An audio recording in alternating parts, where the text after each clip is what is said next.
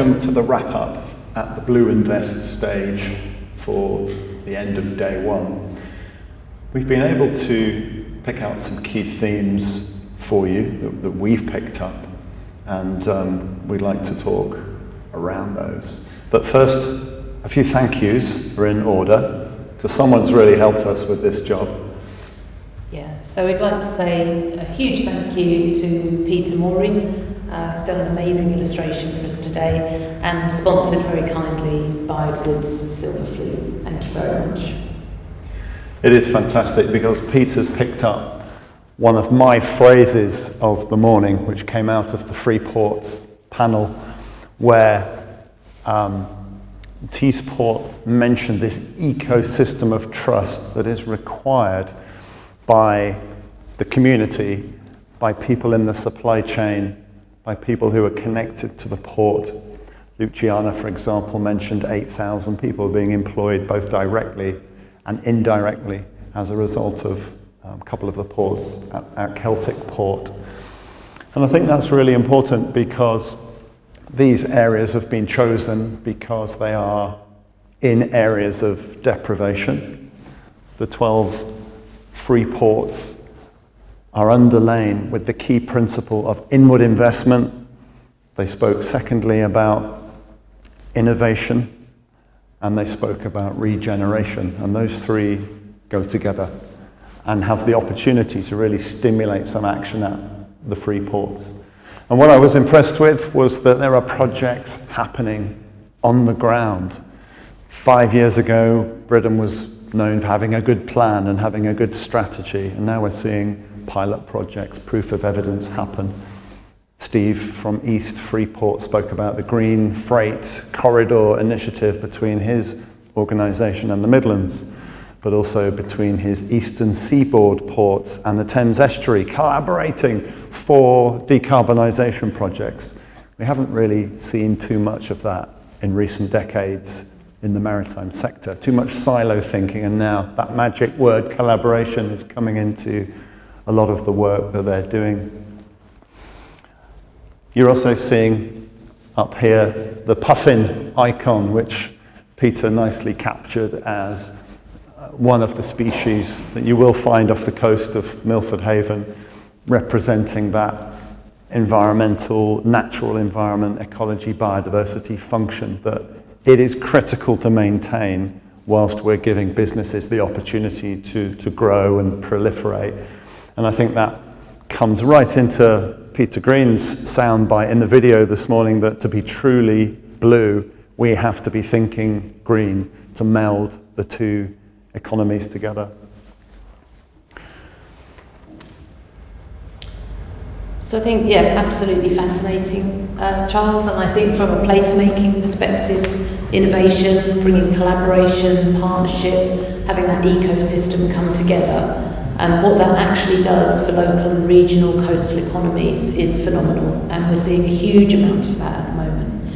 I think that extends in terms of collaboration between our communities and the infrastructure, or as the Corey Group described it, it's almost a commercial choreography to bring together the concept around net zero carbon in our rivers.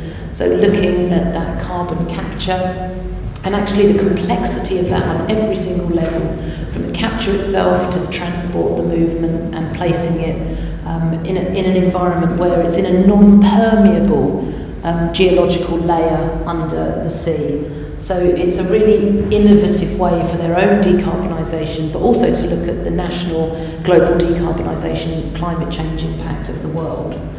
I think moving that forward and then looking at district heat solutions, hugely complex infrastructure environment there, particularly in heavily domestic areas, and using the river, particularly in London, as a way to address that. A company with a 250-year legacy.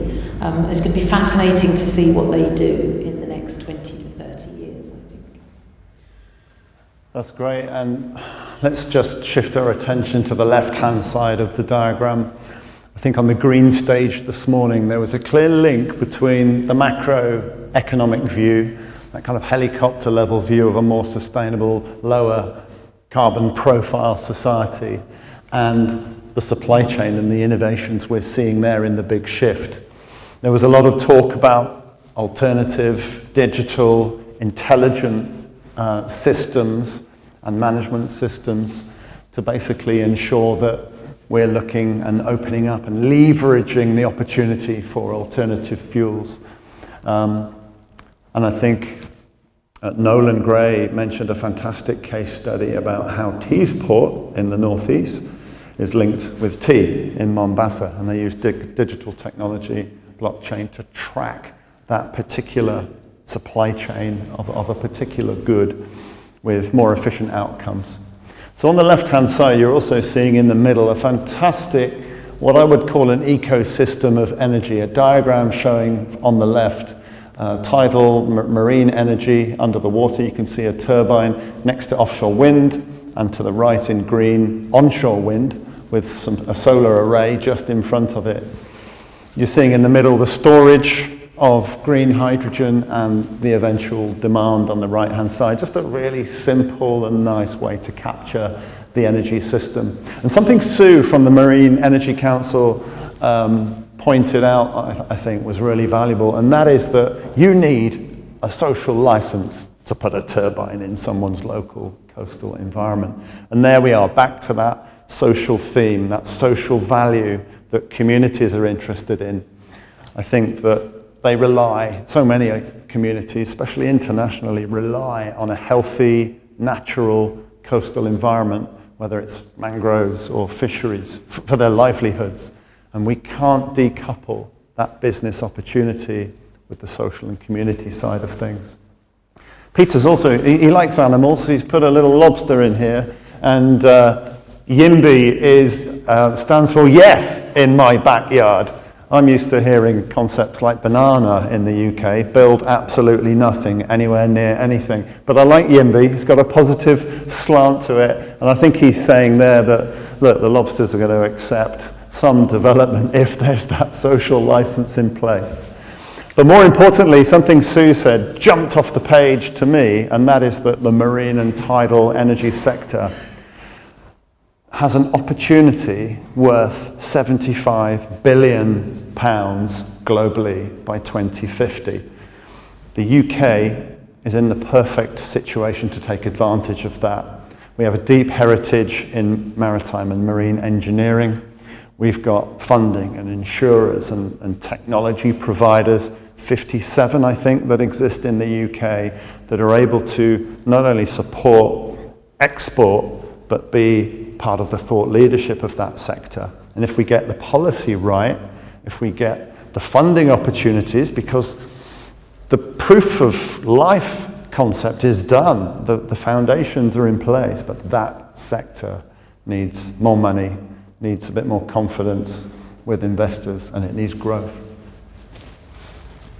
So I think alongside that huge opportunity for growth, that multi-billion-pound opportunity that our coastline and our marine and maritime heritage provides for us, comes the necessity to upskill, reskill, and continue to provide a complete supply chain of people into the industry.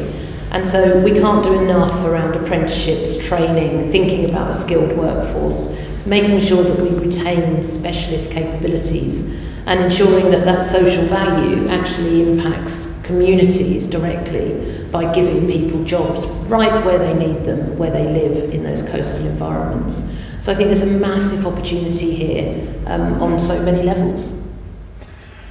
And I totally agree with that, Rosemary, and something that also jumps out alongside that opportunities for employment was Dave Taylor's presentation on behalf of Danfoss, where he was talking afterwards about there being the need for 30,000 power and electrical engineers associated with propulsion systems that are working really well for offshore crew vessels and ferries in urban areas. And I think there's a clear need and there's a clear opportunity there for youngsters and curriculums to be developing around these technical topics. We should be buoyed and enthused by the creation of employment, which in effect is social value and wealth.